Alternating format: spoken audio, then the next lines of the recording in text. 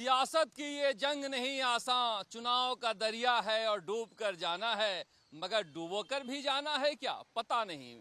जिस तरह से मुख्यमंत्री अशोक गहलोत और सचिन पायलट के बीच ये मीठी मीठी जंग चल रही है, क्या कांग्रेस की मिठाई चुनाव में कड़वी नजर आएगी पता नहीं। जिस तरह से मुख्यमंत्री अशोक गहलोत आज प्रेस कॉन्फ्रेंस करने बैठे, सुबह से ये कौतूहल था जनता के बीच, आखिर मुख्यमंत्री अशोक गहलोत प्रेस कॉन्फ्रेंस कर क्यों रहे हैं, मसला क्या है। मगर मुख्यमंत्री अशोक गहलोत बोलना शुरू किए तो ईडी को लेकर, जुडिशरी को लेकर, सीबीआई को लेकर मैं हमेशा से कहता हूं कि मुख्यमंत्री अशोक गहलोत के लिफाफे को देखकर मजमून का अंदाजा मत लगाइएगा पत्र का, क्योंकि बाहर कुछ और अंदर कुछ और होता है।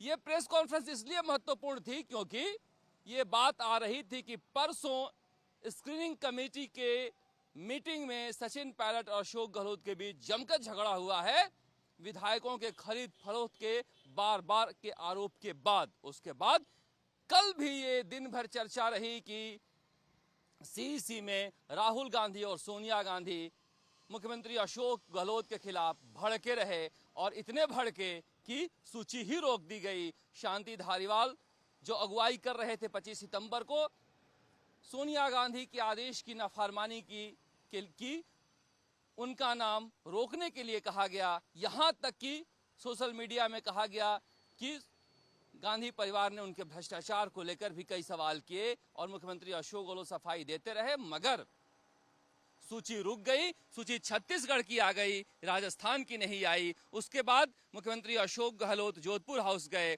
जोधपुर हाउस के गेट पर ताला लग गया, किसी से भी मिलना उन्होंने बंद कर दिया। मगर आज सुबह फिर उन्होंने शुरुआत की और अंबिका सोनी से मिले और उसके बाद कहा गया कि आज प्रेस कॉन्फ्रेंस करेंगे। प्रेस कॉन्फ्रेंस चीर परिचित अंदाज में बीजेपी के खिलाफ हमला बोलते हुए, हालांकि उनकी एक एक लाइन याद हो गई है हमें पता चल जाता है कि मुख्यमंत्री अशोक गहलोत अगली लाइन क्या बोलेंगे। और उसके बाद उन्होंने जिस तरह से सवालों का जवाब दिया, शुरुआत की कि हमारे बीच कोई झगड़ा ही नहीं है, हम आपस में मिल बैठकर तय कर रहे हैं कि जिसका जो नाम है उस पर सहमत हो जा रहे हैं और मामला आगे बढ़ जा रहा है। सहमत तो हो ही जाएंगे क्योंकि सचिन पायलट के नाम ही 17-18 हैं और मुख्यमंत्री अशोक गहलोत के नाम 150 हैं, मगर इस खेल को राहुल और सोनिया समझते हैं, इसीलिए सूची रोक दी गई है और सुनील कोनुगोलू की सूची से मिलान किया जा रहा है। अब कहा जा रहा है कल की प्रियंका गांधी की सिकराई की रैली के बाद हो सकता है सूची जारी हो जाए, मगर उस पर भी अभी संशय बना हुआ है।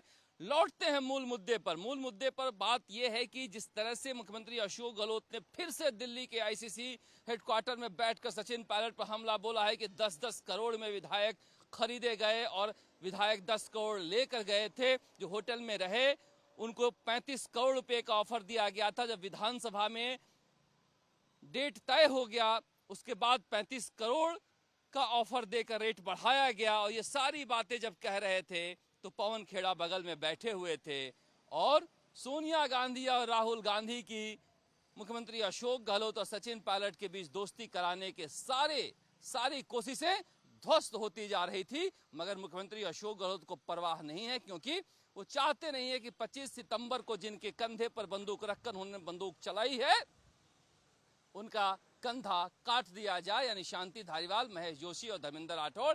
इसलिए वो दिल्ली में अभी भी डेरा डाले हुए हैं। कल प्रियंका गांधी की सभा है मगर अभी भी दिल्ली में डेरा डाले हुए हैं।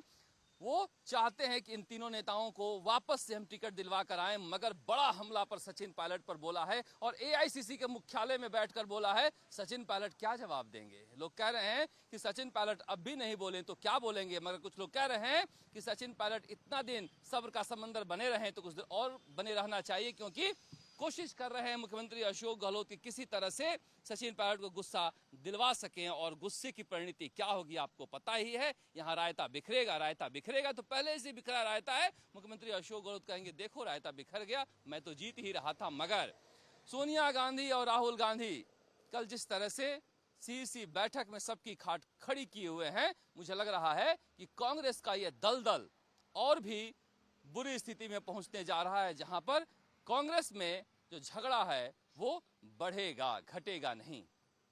टिकट वितरण को लेकर भी ये हालात हैं, तो आखिर ये कैसे चुनाव में साथ आ पाएंगे। कमाल की बात करते हैं मुख्यमंत्री अशोक गहलोत, एक साथ कहते हैं कि हम दोनों में कोई अंतर नहीं है, भूलो और माफ करो की नीति पर हम चलते हैं, और दूसरे ही पल कहते हैं कि हाँ 10 करोड़ रुपए लिए हैं वो और 35 करोड़ रुपए का ऑफर था। तो आप समझिए कि एक तीर से कई निशाने कर रहे हैं। वसुंधरा राजे को भी निपटा ही दिए कहकर कि मेरी वजह से वसुंधरा राजे को सजा नहीं मिलनी चाहिए, मगर सजा तो कांग्रेसियों को मिल रही है, कांग्रेस के कार्यकर्ताओं को मिल रही है, दो बड़े नेताओं के बीच लड़ाई की। ये ऐसी लड़ाई है जिसका अंत कांग्रेस आला कमान को कम से कम समझ में नहीं आ रहा है। इस लड़ाई से जुड़ी हर खबर आप देखते रहिए चुनाव आज तक पर। नमस्कार, जयपुर से शरद कुमार।